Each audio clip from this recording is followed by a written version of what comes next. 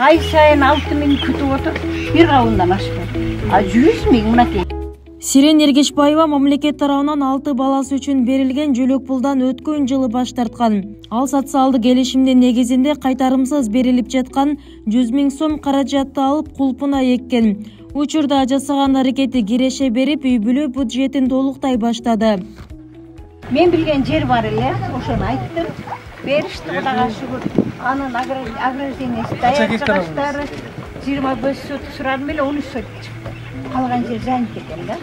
Мына келинди жазышып, ай сайын 6.000 күтүп отур, bir кабындан ашпайт. 100.000 мынакей. Сварка, бул балгарка, бул полировка кылабыз. Социалдык келишим менен каражат алып ишкердик баштагандардын дагы бири Талантбек Сейитов. Ал мамлекет тарабынан берилген каражатка унаа оңдоочу жайына шаймандарды сатып алган. 7 балам бар азыр. Мурда ошо 5 балама пособие алчумун.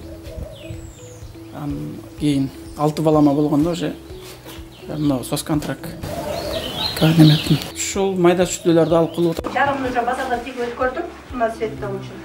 Бул үй бүлөлөр сыяктуу ишкердигин жолго коюп, киреше таап баштаган Жалал-Абад шаарында 50 үй бүлө бар. Алар нан азыктарын бышыруу, жер жемиштерди өстүрүү, соода садык менен алектенүү, кийим-кече тигүү сыяктуу ишкердиктерди түптөшкөн. Мен алганда 2 бала алчу элем пособие. Алмага анча деле жардам берчү эмес.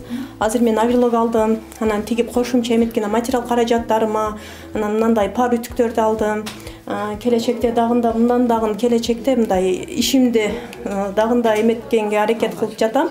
Мага өтө пайдалуу болду бул нерсе.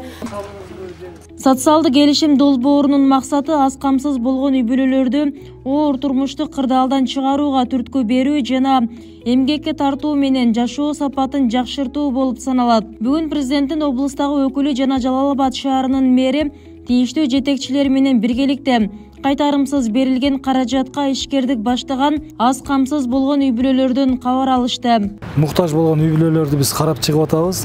Негизинен биз карап атабыз, алар мындай максаттуу пайдаланып атыптыр. Кээ бирлери мындай жакшы жүрүшүп атыптыр иши. Мына өзүңүздөр да көрдүңүздөр, мына клубниканы эгип 3 күндө 8.000 сомдон таап атыптыр. Ал 1 айда 80.000 сом пайда дегенди билдирет. Булдан чоң жетишкендик. Андан сырткары ушул мал, кой чарба, анан мына тигүүчүлүк максаттарда иштетип атышыптыр. Эң азы ошол 10.000-15.000 менен айына пайда киреше таап атыптыр. Эми бул мамлекет тарабынан чоң жардам болуп атат.